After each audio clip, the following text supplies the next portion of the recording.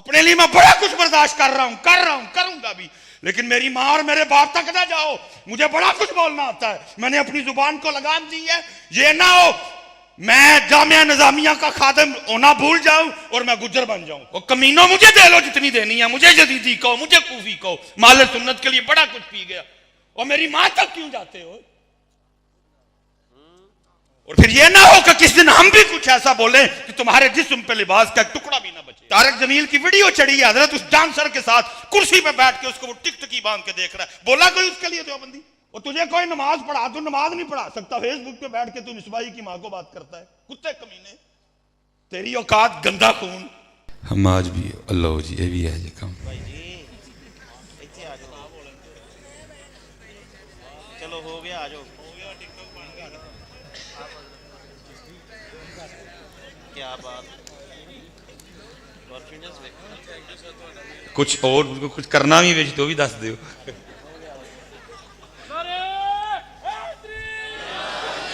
मैं जो कुछ स्टेप टू भी मारना ही तो भी दस चढ़ो भाई। अल्लाह नहीं भाई, मेरा अल्लाह ते अल्लाह दा रसूल मेरा मुर्शद बड़ा मेरे लिए। तेनू भाई कितने लैके जाना ना।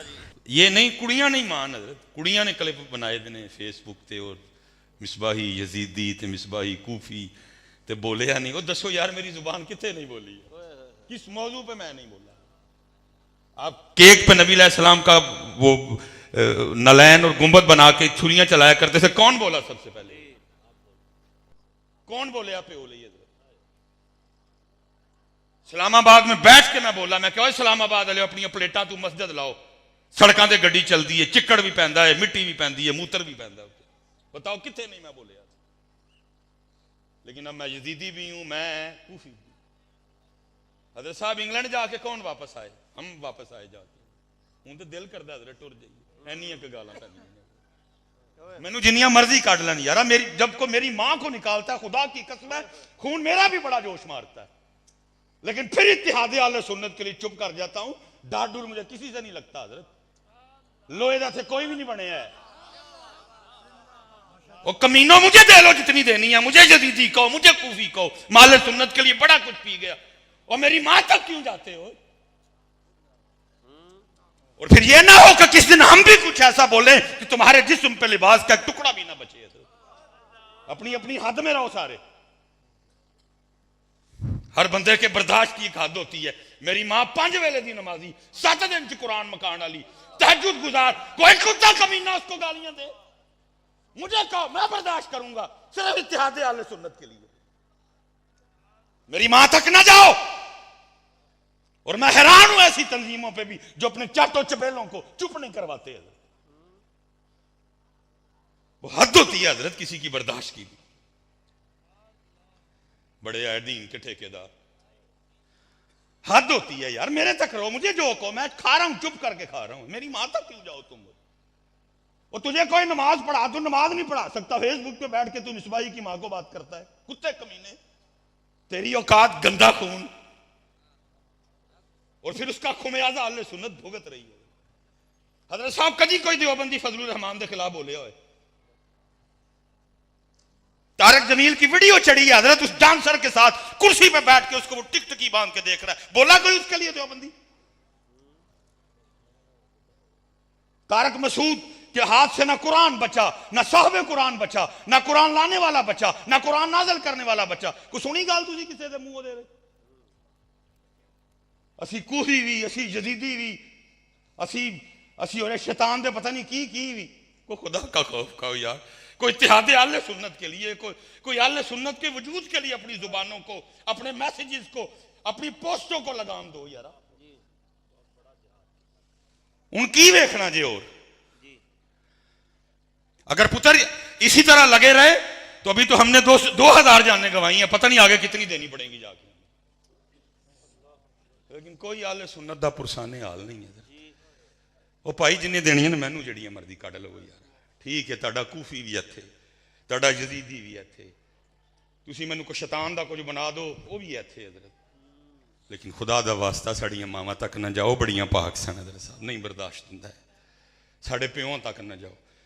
मेरे वाला साहब ने 30-35 साल वापडा में सर्विस की, एक 2.5 मरले का मकान वो अपना नहीं बना सके। इस कदर ईमानदार आदमी है। वाडा च हजरत साहब गुजारा, साइकिल से रिटायर होया मेरा प्यो। हजरत साहब कंप्यूटर का दौर है, कैमरों पे बातें चढ़ती हैं। सियालकोट, फतेहगढ़, कब्रिस्तान वाली गली, हाजी मोहम्मद बूटा बिजली वाला, जा जाके तस्दीक कर लो। तुम उसको गालियां दो, मुझसे नहीं बर्दाश्त होता। अपने लिए मैं बड़ा कुछ बर्दाश्त कर रहा हूं, करूंगा भी, लेकिन मेरी मां और मेरे बाप तक ना जाओ। मुझे बड़ा कुछ बोलना आता है, मैंने अपनी जुबान को लगाम दी है। ये ना हो मैं जामिया निजामिया का खादिम होना भूल जाऊं और मैं गुज्जर बन जाऊं। फिर हर बंदे की बर्दाश्त की एक हद होती है। हजरत साहब कितने को माल ही सुनाया जाता है। वो इमाम आजम इमाम अबू हनीफा थे जिन्होंने क्या मेरा सबर है खा गया, असी तो बड़े माड़े लोग हैं, नहीं बर्दाश्त नहीं। और हजरत मैं आपको अपना फोन दिखाऊं, आपको पता है मैंने कल जाकर ड्रिप लगवाई है, घर नंबर बंद किए हमने, लेकिन पता नहीं किधर से ये ले लेते हैं। और हजरत यजीदी तो कूफी तो पता नहीं की है, बोलना तो हमें भी बड़ा आता है। वो खुदा का वास्ता हो तराले सुन्नत पे रहम करो, अपने उलमा की कदर करो, अपने शयूख की, अपने मशाइख की कदर करो। हजरत साहब बड़े बड़े दर्द हम सीनों में छुपाए बैठे हैं, सुने कौन, हजम कौन करेगा बात को। ये कुरान मौजूद चल रहा है हजरत। पिछली रमजान हजरत मैं 21 रमजान को यूके से वापस आया। आना मैंने 15-16 को था, क्योंकि हर साल हमारा बड़ा माशाल्लाह आला इत्तिकाफ का सिलसिला है, लेकिन वो कुछ मजबूरी बनी, नहीं आ सका। वो मैंने किसी से वादा किया था कि मैं रमज़ान में आके ना तो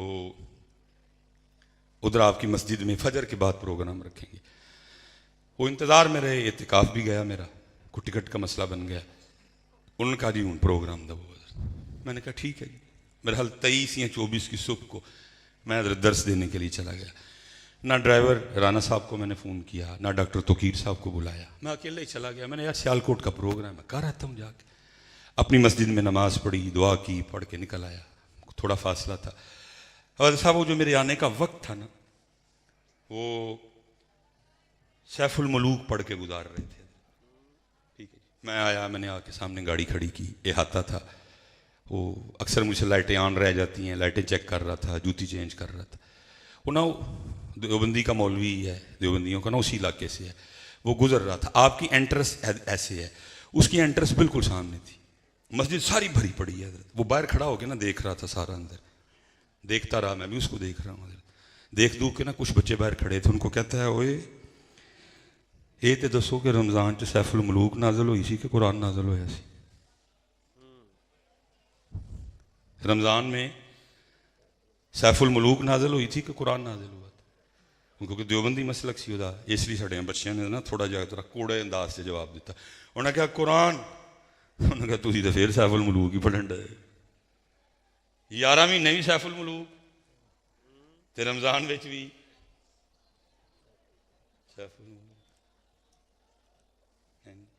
तो आप क्या समझते हैं कि नबी अलैहिस्सलाम हमसे बड़े खुश हैं कि महफिलें बड़ियाँ और नहीं हैं? लेकिन महफिलों में कुरान तो है ही कोई नहीं। नबी अलैहिस्सलाम ने फरमाया तुम्हारी महफिलों में सबसे बेहतरीन महफिल वो है जिसमें हर चीज़ पे कुरान गालिब। आपस में हजरत बैठे हैं, पुत्र अगू भावे ना बुलाइयो, मैं तो अपनी ड्यूटी कर रही हूँ। हो सकता है आपको ना अच्छा लगे, लेकिन हम अच्छे बुरे से बड़ी आगे जा चुके हैं। वैसे हजरत इशू क्या है? बंदियां दे लिखे कलाम पढ़ने ਲਈ 8 ਤੇ ਰੱਬ ਦੇ कलाम लिए क्यों? आपस में बैठे हैं, कोई इशू तो बताओ, वजह क्या हुई है? बंदियां दे लिखे कलाम ਲਈ 8, अल्लाह दे कलाम लिए क्यों?